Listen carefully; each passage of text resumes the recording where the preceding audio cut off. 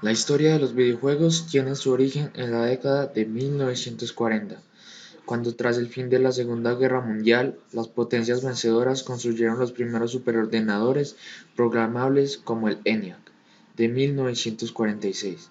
Los primeros intentos por implementar programas de carácter lúdico no tardaron en aparecer y se fueron repitiendo durante las siguientes décadas. Los primeros videojuegos modernos reaparecieron en la década de los 60 y desde entonces el mundo de los videojuegos no ha dejado de crecer y desarrollarse con el único límite que le ha impuesto la creatividad de los desarrolladores y la evolución de la tecnología. En los últimos años se asistió a una era de progreso tecnológico, dominada por una industria que promueve un modelo de consumo rápido, donde las nuevas superproducciones quedan obsoletas en pocos meses, pero donde a la vez un grupo de personas e instituciones conscientes del papel que los programas más pioneros, las compañías que definieron el mercado y los grandes visionarios tuvieron en el desarrollo de dicha industria, han iniciado en el estudio formal de la historia de los videojuegos. La década de 1960 había sido una época de falsos comienzos para los videojuegos. Casi todos los que habían explorado la idea la habían abandonado inmediatamente, convencidos de que era una enorme pérdida de tiempo. El ajedrez por computadora era un campo de investigación fructífero, pero permanecía dentro del ámbito académico, lejos del campo del entretenimiento. Sin embargo, la idea de que los ordenadores solo debían servir para fines serios tocaba a su fin. Década de 1970. Las primeras máquinas recreativas. A finales de la década de los 60, Bill Pitts, un estudiante de la Universidad de Stanford, fascinado por Spacewar, tuvo la idea de hacer una versión del juego que funcionase con monedas para su explotación en los salones recreativos. Desafortunadamente, el precio de hardware requerido para ejecutar el programa era mucho más elevado de lo que los propietarios de los salones, acostumbrados a pagar unos $1000 por las máquinas electromecánicas de la época, podrían permitirse. Cuando el nuevo PDP-11 apareció en el mercado al económico precio de $20,000. Pitts pensó que tenía ante sí la oportunidad real de construir su máquina y llamó a Hawk Tuck, un amigo del high school, para construir un prototipo. En 1971, ambos formaron Computer Recreations Inc., con el propósito de construir una versión operada con monedas de Spacewar. Pitts se encargó de la programación y Tuck, ingeniero mecánico, construyó la cabina. Tras 3 meses y medio de trabajo habían finalizado la máquina, pero decidieron cambiar el título del programa a Galaxy Game. El libro obtuvo cierta resonancia, pero con un precio de 10 céntimos por partida no resultaba rentable, de modo que construyeron una segunda versión de la máquina, que permitía a un solo computador PDP-11 hacerse cargo de hasta 8 consolas simultáneamente, amortizando así los gastos. La máquina fue instalada en junio 12 de 1972 en el Coffee House de Tracer Union, cerca de la Universidad de Stanford, y allí permaneció con un bastante éxito hasta 1979, cuando fue desembalada y almacenada en una oficina de 1997 a 2000. Fue expuesta a la Universidad de Stanford y desde entonces se exhibe con el Computer Museum History Center de Mountain View, California. Magnavox Odyssey, la primera videoconsola de la historia. Ralph Baer no había desistido en sus empeños y en enero de 1968 se había hecho con la primera patente por sus conceptos sobre videojuegos. Del mismo modo, había continuado presentando su Brown Max a distintas compañías para su posible comercialización, entre ellas a RCA, General Electric, Zenith, Sylvana o Magnavox, pero todas rechazaron su oferta. En julio de 1968, Bill Enders, un exdirectivo de RCA que trabajaba para Magnavox y que había quedado impresionado con las primeras demostraciones de Baer, convenció a otros directivos de la empresa para que dieran una oportunidad a Barr. Tras la segunda demostración, Gary Martin, jefe de marketing de la división de la televisión de la firma, quedó convencido y se hizo cargo del proyecto.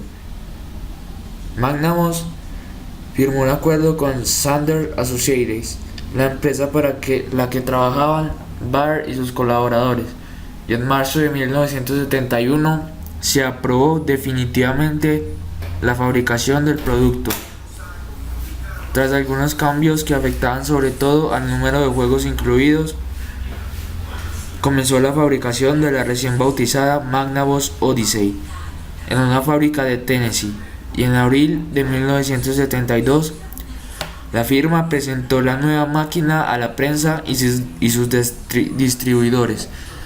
Al mismo tiempo se presentó el primer accesorio de la máquina, un rifle de plástico de buena apariencia y 10 juegos adicionales, todos ellos vendidos por separado. Los flyers de la época mostraban ya una consola de videojuegos exactamente tal y como la conocemos hoy, pero Magnavox cometió una serie de errores de marketing que jugaron en su contra. Por un lado, el anuncio de la televisión daba la impresión de que la consola solo se podría usar con un aparato televisivo de la misma marca, lo que no era cierto. Por otro lado, la distribución se limitó a las franquicias de Magnavox, lo que limitaba considerablemente el número de clientes potenciales. Con todo, se consiguieron vender cerca de 130.000 unidades en la campaña de Navidad, todo un éxito que atrajo la atención de numerosos emprendedores, entre ellos Nolan Bushnell. La edad de oro de los videojuegos, 1978-1983. En el verano de 1982, la fiebre por los videojuegos aumentó considerablemente. Desde que el Space Invaders irrumpió en el mercado en 1978, los ingresos generados por la industria habían pasado de los 450 millones de dólares de ese año hasta los 5.313 millones de 1982. Es decir, está incrementando sus beneficios un 5% mensualmente. El interés del gran público por los videojuegos parecía no tener fin, y las máquinas recreativas se encontraban por doquier, desde los bares y restaurantes hasta los hoteles y supermercados. Tal fue el éxito de la Atari VCS en Estados Unidos, que en el país muchas familias disponían de una unidad conectada a su televisor, y algunos programadores de juegos habían pasado de simples aficionados a verdaderos millonarios. Las más importantes compañías dedicadas al negocio del entretenimiento habían creado sus divisiones de videojuegos, como sucedía con Lucasfilm, Walt Disney Pictures, Quaker Oats, Parker Brothers, 20th Century Fox o Turn M, e incluso McDonald's se había asociado con Atari. El gobierno estadounidense favorecía el crecimiento de una incipiente industria que, a su vez, se veía favorecida por las crecientes capacidades gráficas y sonoras de las nuevas generaciones de computadoras. Los gráficos vectoriales habían sido utilizados con cierta profusión desde hacía años, pero el primer videojuego en utilizar la nueva tecnología fue Space Wars, una versión del clásico Space War de 1962, creada por Larry Rosenthal y publicada por Cinematronics. La empresa se especializó en los videojuegos vectoriales contratando a Tim Scully, quien realizó una serie de títulos para la compañía de 1978 a 1981, entre ellos Armored Attack 1980 o The War of the Worlds 1979.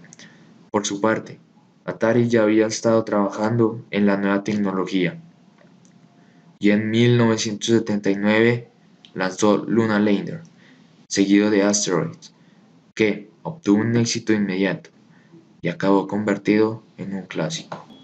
Máquinas de 16 bits y nuevas consolas, el renacimiento de las aventuras gráficas.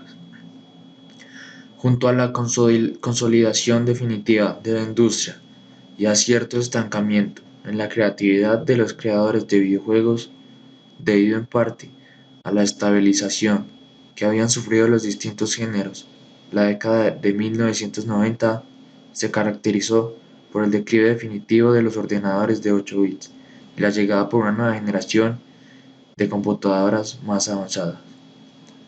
El Commodore Amiga, un ordenador de altas prestaciones gráficas y sonoras, se había presentado en julio de 1985 y los desarrolladores no tardaron en aprovechar las capacidades de la nueva máquina, muy por encima de las de cualquier otra máquina de la competencia, para presentar una nueva generación de videojuegos técnicamente mucho más avanzados.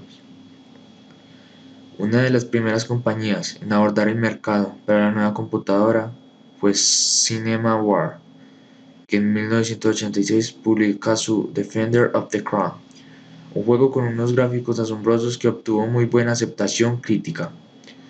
El segundo título de la firma, King of Chicago, continúa un estilo que vino a denominarse como ficción interactiva, con influencias del mundo del cine y de la literatura, en el que el jugador formaba parte de una historia en la que tomaba parte activa como si fuese el protagonista de una película dentro de su ordenador.